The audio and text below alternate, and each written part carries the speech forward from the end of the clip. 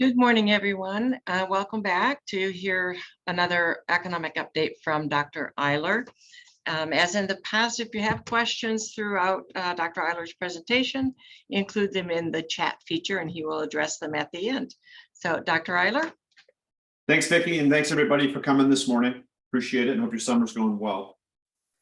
We're going to talk about how the economy is going this summer and into the fall here in the next little while. But what I want to do is I want to start with the normal jobs roundup. And here's again a look at two items. One is the Great Recession, and what these data show is the evolution of jobs in the United States at the aggregate level, starting in November 2007, and how long it took. It took about 78 months to get that total number of workers back in the United States. And so we think about this as one way of gauging how recession becomes recovery and then becomes expansion once we cross that red dotted line. And this is where we are as of the end of June in 2022. The new data are going to come out in about 10 days. But the point here is we're almost back to that red dotted line. Now, on the surface, that looks like we're recovering and we continue to recover from the COVID-19 downturn in jobs. You can see that sharp cut. And then we've been on this sort of up movement since then. But notice that that movement has slowed in terms of its growth. It's gotten just a sort of flat linear movement toward that red dotted line. We need that black line to go above the red dotted line and keep on going. And that's critical. But one of the issues that's happened since about April 2021 forward, and you can kind of see that in the flatness of that curve versus where it was before, right after the sharp cut in mid 2020, is how inflation is starting to affect labor markets. So when we think about inflation, there's a bunch of different stuff we need to think about. What I'm going to show you here is how the Federal Reserve thinks about inflation in terms of how it intends to adjust interest rates. And there's a bunch of different variations on how you look at inflation in macroeconomics. What this is that this is, and the way I try to describe this, is a shopping cart that people generally use to put all the stuff they buy every month into. And when you pull food and energy out of that shopping cart, you get what's called core. So the largest shopping cart that we measure in the United States is called personal consumption expenditures. And so the price of that shopping cart after you pull food and energy out is known as core PCE prices. And that's what we're looking at here. These data are monthly, looking back 1 year. So that May 4.7% is what the change was in May 2022, looking back to May 2021 in percentage terms with respect to inflation. So that's basically the inflation rate specific to these prices. And you can see for most of the time since 2007, it really did not go much above that blue dotted line, which is where the Federal Reserve wants this price index. So for, basically 14 years in a row. And you could even say that before that, inflation was relatively tame. We've done a really good job in the United States, and this is true for most of the emerged economies of the world in controlling inflation, but a lot of that was because we had suppressed demand and an expansion of supply simultaneously on the other side of the Great Recession. Now we've had kind of the opposite happen, where we have this springboard of demand based a lot on being locked down, but also on very accommodative fiscal and monetary policies, meaning we pushed a lot of money in the economy, gave people a lot of resources. And that's what happened with inflation in a nutshell, alongside of supply chain concerns that still linger along today.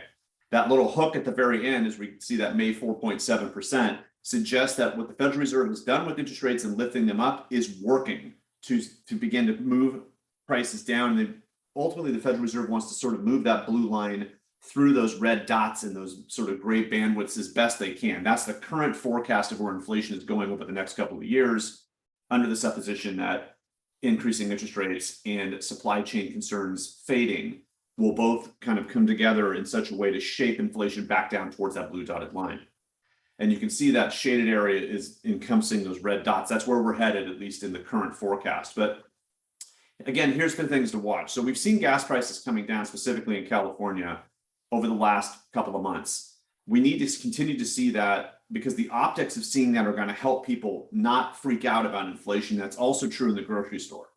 And we're still watching very closely because, as I said earlier, we think of, or policymakers think of core, meaning that food and energy prices are pulled out. And the supposition behind that is they're pulled out because you don't want to have very volatile prices inside of something you're trying to shape over time, meaning that if it's volatile for 6 months, you don't want to think, okay, this is where policy's going. So we pull those prices out because they're more volatile. The problem when you pull food and energy prices out is you tend to forget the idea that food and energy prices are the basis of a lot of supply chains. So when you pull them out, you're hoping that the elevated level of food and energy prices does not start to leak into a bunch of other supply chains and start to raise prices otherwise. And that's why the grocery store has been a place to also watch, because when we get to the final consumer, through all the stuff we sell in grocery stores, it's kind of a gauge of whether or not food prices at the commodities level and energy prices generally are starting to lead to producers saying, hey, I have to price some of these cost increases through to final consumers. We're seeing a little bit of flattening in both sides, which is good. That means the optics of fighting inflation are starting to show their face. Two related ideas are what's happening with short-term interest rates with respect to long-term interest rates, what we think of as the yield curve shape. So lenders do not like when short-term interest rates are creeping up on long-term interest rates. It means their core profitability is starting to sag, and thus they get a little bit more reticent to lend. And this is why we think when we see rising interest rates, especially when central banks are very aggressive with short-term rates, it tends to tip us closer to recession. And we'll talk about that in a minute. But alongside of that, which is related, is what's happening with housing prices. So the last couple of years have been a very counterintuitive time that we went through a very quick but sharp contraction in the economy. And we've seen housing prices basically burgeon right on through them and have growth, as we'll see in a little bit, throughout California as a specific example, move up at relatively historic speed. So what's going to happen to jobs, housing, and interest rates as things move forward in the macroeconomy, we're going to see. But I'm going to try to tell you, or at least give a gauge of how to think about recession in just a minute. But where are interest rates going? So the Federal Reserve has always been a cagey policymaker in terms of telling you what, in fact, their thoughts are about interest rates or where the economy is going. However, the last 5 or 6 years, they've become a little bit more, I don't want to say transparent perfectly, but a little bit more open about where they're going. One thing that has emerged, and this has been around for a long time, but one thing that economists in financial markets have looked a little bit more at is this so-called dot graph. And this is a straw poll taken every 3 months of the Federal Reserve and their so-called Federal Market Committee that makes decisions on interest rates and a bunch of other things. But they say, look, where do you think interest rates are going over the next few years, including the year we're in? And you can see that these are dated 2022 to 2024, and then this sort of hand-wavy timeline, which is the longer run. But you can see that the dots are shaped where we're at a certain level this year and into 2024, and then it's actually going to dip back down again. And in fact, in 2024, they're already looking like it's going to slide back down. But here's the idea. In September 2021, this was the path of those dots. All those dots in 2022 were inside that box 9 months ago, or now about 10 months ago. But when these were done in June 2022, it was 9 months before that all the dots for 2022 were sitting in that box, and that red arrow is where interest rates were going. At least these dots suggested that. This is the spread in March 2022 of those dots for 2022, and thus the variance of those dots got wider, but the path was basically the same to 2024. So one of the things that's been intriguing to watch with the Federal Reserve is they're talking about interest rates and how aggressive they're going to continue to be. But you can see that now as of June, all those dots are even above that. So we're still expecting a pretty robust increase in interest rates through the end of this year as economists. But 2023 should be a year where if we go into recession, interest rates should fade back a little bit. And this is giving the Federal Reserve some room to cut rates if they need to stimulate the economy in 2023. At least that's the sort of way we're thinking as to why there's been so much aggression in terms of these short-term rates. And then as 2024 and into 2025, we're going to see rates kind of fade back a little bit. But a lot of that will probably be because the economy will naturally slow down. So what the Federal Reserve is ultimately doing is trying to shape where things are going. So what we got to be thinking about is how much is enough in terms of increasing interest rates to fight inflation? How much is too much if we slide into recession, and does that give an impetus to lower rates again? And ultimately what's happening to inflation expectations, and that's really what the Federal Reserve is concerned about, is not so much the current state of inflation, but how people are expecting inflation, because behavior of businesses and consumers is driven by expectations, at least in theory, and generally the data have played this out, versus what's happening today with inflation. They're thinking, okay, 12 months from now, what's inflation going to be like, and what am I going to do today to fight that? This is the evolution of 2-year inflation expectations. So 1 year ahead, inflation expectations are a little bit more volatile. 2 years is usually when people say, okay, if I think out 2 years, I say, these things are going to change, and maybe for 1 year, it's going to be a little volatile, but my behavior may be more shaped by 2-year expectations. And if you look from 1982 forward, this kind of shows you the slow, what economists have now called the great moderation in inflation. We've had these expectations slowly drifting down to this really like beautiful flat area in the 2010s that has now been upset. And you can see in that shaded area, this very quick climb, which now is shaded. You can see this quick climb in these 2-year inflation expectations. This is a concern for policymakers because if you lift that up and now expectations go back up to a new sort of what we think of as anchored level. So people thinking, okay, we're always going to be kind of around 2%, but now maybe we're going to be around 2.5%. That's going to change the way we buy houses, that we buy cars, that we buy groceries, that we invest. That, believe it or not, that little increase in inflation expectations can lead to a lot of economic tumult. And that's where policymakers are focusing their effort with respect to interest rates for right now. But that kind of leads to maybe the question of the day is, well, where are we at with respect to recession and its probability?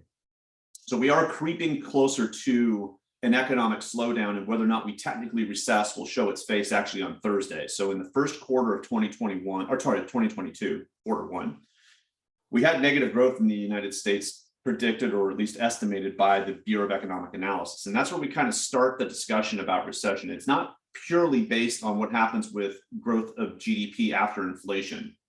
But if we have another negative number on Thursday for the second quarter of 2022, then we're going to start talking about recession a lot more deeply.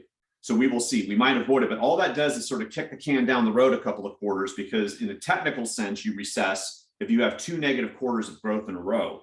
In a more complete economic sense, you recess when a bunch of different things, including negative growth, happen. The negative growth may not necessarily come with labor market problems, but it might. If labor market problems, relatively high interest rates, and a slowdown in growth after inflation all come together at once, then you have what an economist would say is true recession, not technical recession, but we'll see what happens on Thursday.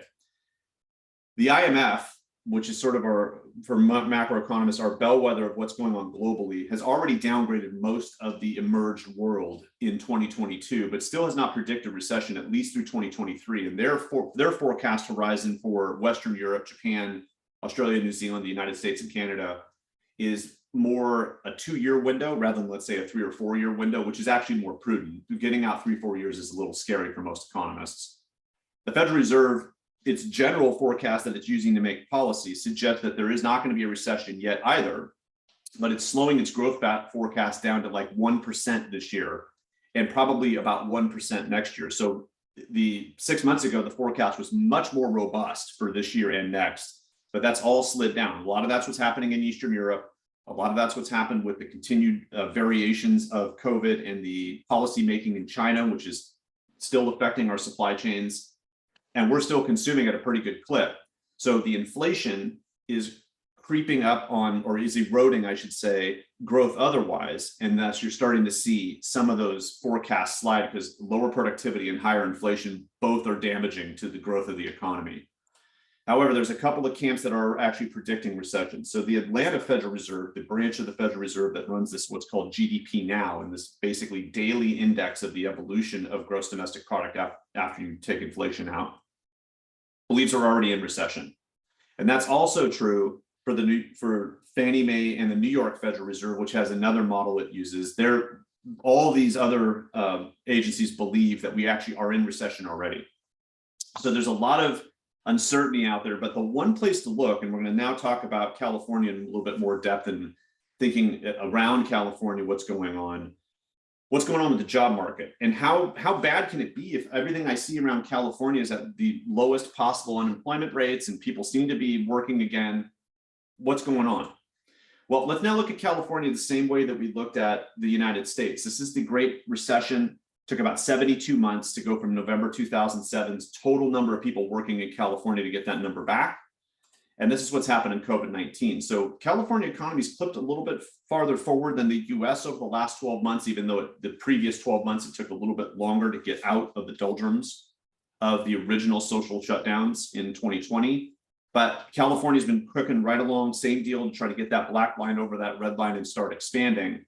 The key, though, is that that line has started to flatten a little bit in the last couple of months. So similar to the US economy, the California economy is not hiring as fast. And part of that is a labor force problem. We are struggling to find workers. If you're an employer or you know employers, it's been a tough go in terms of labor markets and trying to find workers. Some of this sort of slower creep the last couple of months is due to that. But in general, the California economy is very close to fully recovering the jobs that were lost. And a lot of this is because of the Los Angeles area still struggling to get back.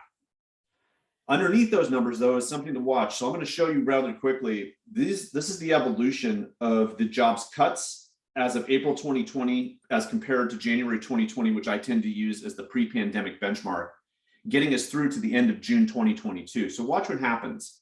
For April and May 2020, really sharp cuts, but in the far right-hand side, you see leisure and hospitality and other services. So think of those as sort of classic personal services outside of retail. And those were very damaged as a result of the social shutdowns, which of course makes a lot of sense. But as 2020 ended, we started to see recovery across most of the industries in California. By the end of 2021, which is where we're at right now, this orange column, I'm sorry, this is where we are in terms of my clicks through the graph. You can see that really only transportation, warehousing, utilities had fully recovered. But now as we get in June 2022, we do have other industries that have come back from pre-pandemic benchmarks and actually have grown a little bit. But leisure and hospitality and other services and government to a certain extent, both are relatively negative versus where they've been historically. And so we're concerned a little bit that while we're creeping up on aggregate recovery, are there certain industries that are going to continue to sort of recess or at least have job cuts that may not be coming back very soon? We will see about this, but that's what we're going to watch. And I'll talk about this at the very end. Watch those industries closely to see if those trends continue. Now, if you look across the state of California, this is the non-farm jobs. So you take agriculture out, and you look at then you look at jobs beyond the farm. This is the evolution of jobs growth in terms of recovery across the state. So I kind of call this a tale of two states. If you notice at the top, a lot of those counties or metro areas, so think of San Joaquin County, what's happening in Riverside and San Bernardino, so think of the Imperial Valley or Inland Empire, I'm sorry, Tulare County, Lake County. Again, most of those counties at the top are a little bit more rural, except for Sacramento. And Sacramento has been this burgeoning place pre-pandemic, right on through the pandemic, great recovery in the Sacramento Valley. But the point is a lot of those places were not completely shut down, even though we had state mandates. They were very cautious to add anything else to those state mandates. And as you drift down toward the negative numbers, for places that have not completely recovered their jobs market yet, you'll see a lot more of urban California show up, even though there's a sprinkle of sort of small suburban and rural California in there too.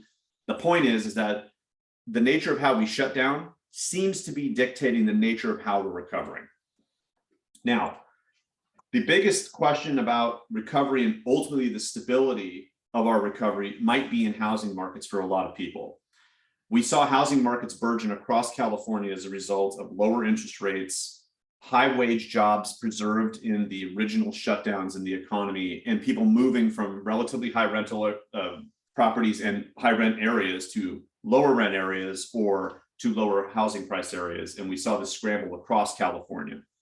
So these data all look very similar in the sense that the growth over the last year in median home price is relatively similar, a range between 15% and 25% across California. But this is the 24-month growth.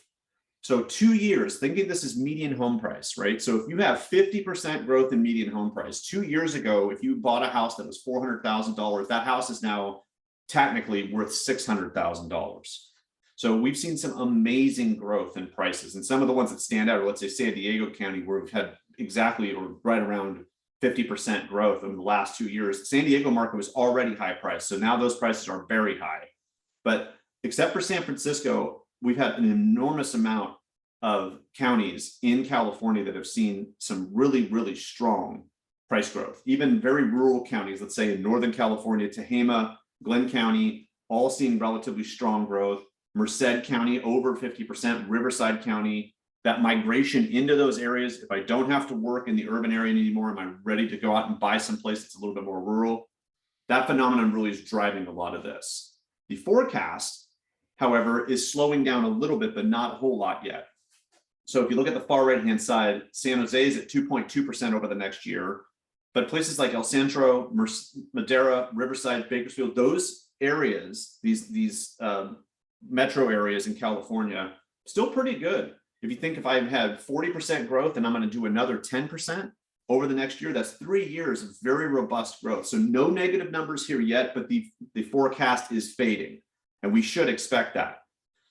However, when you think about, I get a lot of questions about, hey, is this another repeat of 2007? Or in other words, another repeat. Are we going to repeat 2007, 8, and 9 in the sense that we saw prices skyrocket, relatively speaking? Should we expect a hard crash?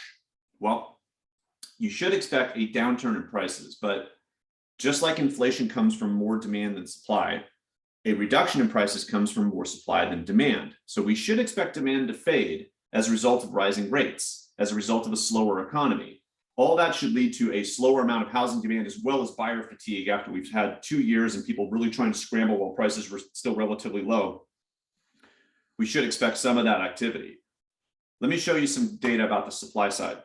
So some data just came out from the Department of Finance through the beginning of 2022 that provides some enlightenment in terms of the evolution of housing units over the last few years.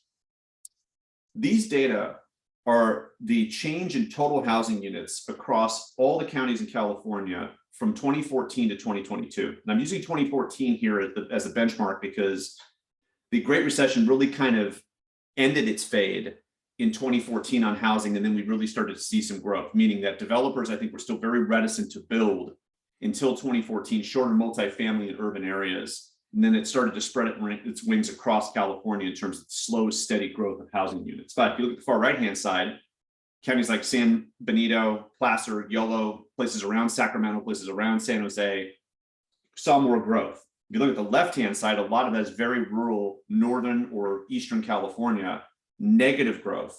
But I got that 2% in Marin County, just very small growth. And then Sonoma County is right next door to it, which we're going to see in a minute, is also very small positive growth. Now, if you take those and then break it down like this, and I'll get to the point, there's all the negative growth in net. Let's see, here's the same counties that basically were the negative growth counties and then very, very slight positive growth. You look at these counties and say, okay, hold on a minute. What's this really mean in terms of the housing market? Well, if we now juxtapose those total housing unit changes to the change in single housing units, meaning the ones that are typically the ones for sale or that drive the supply side of the housing market, these counties have had negative growth. So if you think about these more rural counties, and even if you look at places like Sonoma County and Marin County, Sonoma County is down about 2.3% in single family housing units. So the 2017 wildfires in Sonoma County affected single family housing units more than multifamily. Butte County, you can see, which is the fifth from the left, is down about 6% over that 8-year period. And most of the houses that were lost in the fire were single family, but not all of them. They had also multifamily losses. So when you look at all this, the stretch of these counties, and you say to yourself, okay, what's going to really happen? If we're not building more houses and we're net down supply, there should not be as much supply side pressure to deflate housing prices like we saw in 2007, 8, and 9, after we've been building, assuming the market was never going to go away. And then there was a hard stop based on the mortgage crisis and ultimately the global financial crisis. So the conditions under which the 2007, 8, 9 change took place do not have the same characteristics for right now. And generally speaking, people's balance sheets, their debt load versus their assets is in a lot better shape than we saw 2007, 8, and 9, but you should expect prices to fade, specifically in very high growth areas.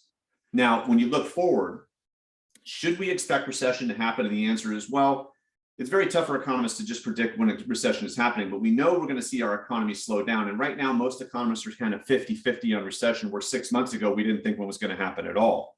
If it happens, it should be relatively mild. We're watching housing prices, not because we're expecting a repeat again of 2007, 8, and 9, but because we don't want people to panic, and we're trying to shape that outcome. So the Federal Reserve, when it's increasing interest rates, knows that people remember that time. And the increase in prices of housing means that even if you had a 20% fade from where we're at right now, you still grew about 22-23% compounded. So we need to be cautious that we're seeing even a 20% change in prices as the end of the world for almost all of California. and this is true generally around the United States, that 20% fade is still going to leave you in pretty good shape if you bought 2 or 3 years ago, or even 7 or 8 years ago. The problem is the people who bought a year ago. But that's classic. It's top of market. We should expect that we're going to start to see some fade in those prices, but we're going to watch closely to see how that fade leads to how we build. That to me is the more concerning thing for places around the United States, but really in California. How do we build, and what future are we looking at specifically in our suburban and rural areas in terms of being able to house workers? So we're watching to see how all these things affect small business and hiring. So the jobs market is going to dictate how we kind of move through a slowdown in the economy and ultimately through technical recession, perhaps actual recession. The labor market and how we're sort of wobbling around full employment and how many people come back in to work based on maybe the economic slowdown not giving them as many opportunities otherwise, and how populations remain stable as that fade happens. So one of the things that's been out there when people left the urban areas for other places because the supposition is they're going to be able to work remotely forever is changing population and changing housing demand. How will our rural areas in California specifically, but this is true throughout California and to a certain extent throughout the United States, remain stable if an economic slowdown means that some of the larger employers that allowed you to work remotely say, hey, now you got to come back to the office. I'm hoping the rest of the 2020s become an energy race, and where we see the next real major innovation is in solving some of the problems around energy resilience and energy independence, and the supposition that there's some technologies that will really help everybody. That I'm hoping is the next big job creator, but we're waiting to see that, because what's happened with COVID-19, unfortunately, is it's cast a shadow over where we're actually growing and how good the growth can be with respect to innovation and entrepreneurship. But we know that we have some problems that we got to solve, and the recent wildfires in Yosemite just another reminder of all of that. So Vicki, with that, I'll hand it back over. I did not see any questions in the chat, but I may not have seen those. But if folks, if you have questions, be sure to type those in. We have a few minutes. Okay. Well, I don't see any questions. We had a good group of people this morning. If you do have any questions, feel free to email Dr. Eiler. Vicki, we do have a couple questions. I'm going to test drive this. Okay. Todd, go ahead. Thanks, Dr. Eiler. It looked like the chat on my screen was actually disabled, and there was no Q&A, but I do have a question still.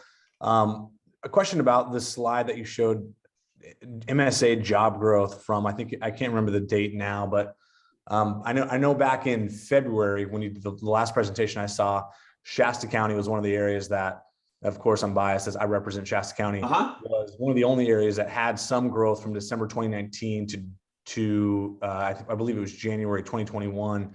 So it looks like there's been a big jump in the last like 6 months for a lot of these areas. So besides some of the some of the COVID shutdowns and things like that, is there other things that you see in those areas that have kind of, it looks like those areas really just in the last 6 months have grown tremendously? A lot of it's construction. Okay. So it's been in construction where a lot of those areas have really seen a good jump, a little bit in the comeback of retail, and that has gotten that part of the economy out of the negative portion and actually jumped up a little bit. So that's helped a little bit there too. But a lot of it's been driven by construction in most of those places. Okay, thank you. You're welcome. Joe. So I noticed you didn't talk about the loss in the total labor force with people leaving the labor force. Yes. And is that something you've looked at, and how does that impact? Yeah, so thank you for saying that. Just from time constraints, I didn't want to necessarily go too deep on that one, but if you look across California, we still are negative across the state on average, and most of the counties have negative labor force growth, meaning that there are fewer workers available for work or working than there were before the pandemic. And we're getting up on a historic number of months since the initial shock to the economy that we still have negative labor force. It's actually kind of a bizarre occurrence to have this long go on without having an increase in the number of people looking for work and working. So it is something we're watching very closely, and it suggests a couple of items. And we've done a lot on population in the past. So one, that people have retired and they haven't quite decided to come back if they're going to come back, or two, that they moved away from the area and thus they're counted in somebody else's labor force.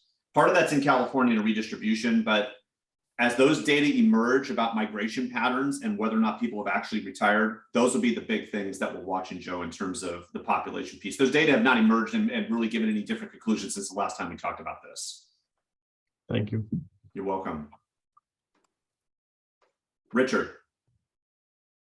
I was just curious, is the government still supplementing the labor force income for COVID and things like that? I've heard rumors that until the end of this fiscal year, yes. So September 30, that'll be the end of the ability to remain eligible if you lost your job in 2020.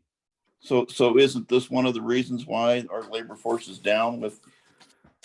I'm sorry. Yeah, it could be. Yes. So what we don't know yet is whether or not, let's say in October, November, and December, we'll see a jump in the number of people who are suddenly looking for work that's out of line with normal seasonality. And we'll probably at least provide some culpability to that as a result of them coming off of the unemployment insurance and having to now go back to look for work on the margin. But it'll be October, November, December that we'll start to see the beginning of that if it exists. And of course, we have the BH5 and the monkey virus that we've got to be concerned about.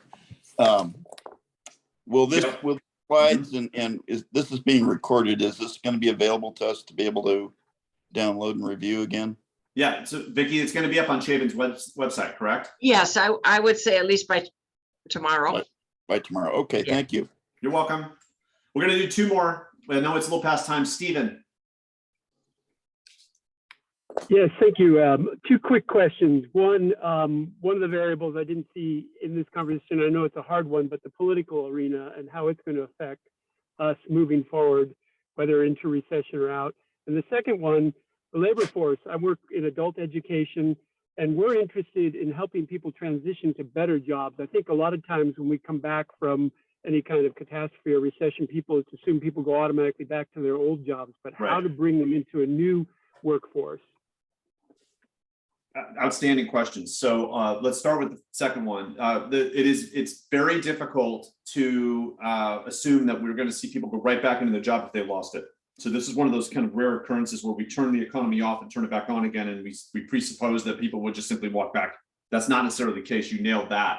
I always think of education and training as the best way to shift people over, but they have to be willing to do it and they have to have the prerequisites. So the supposition is that I was working in retail and now I'm ready for a job in a STEM field is probably not a great assumption either. So we got some work to do in terms of training, in terms of getting people prepared for jobs that might be a little bit more technical. And we also, as educators, me being one of them, have got to be prepared to provide people with a more technical education as well.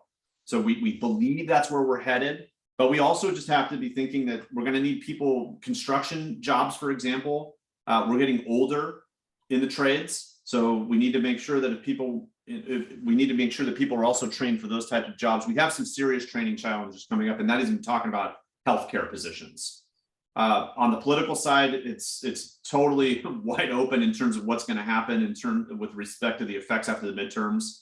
Right now, most economists and most financial markets are betting on either the House or the Senate flipping to Republican control after 2022, and basically political stagnation until the presidential election in 24. And then we'll have to see what happens after that.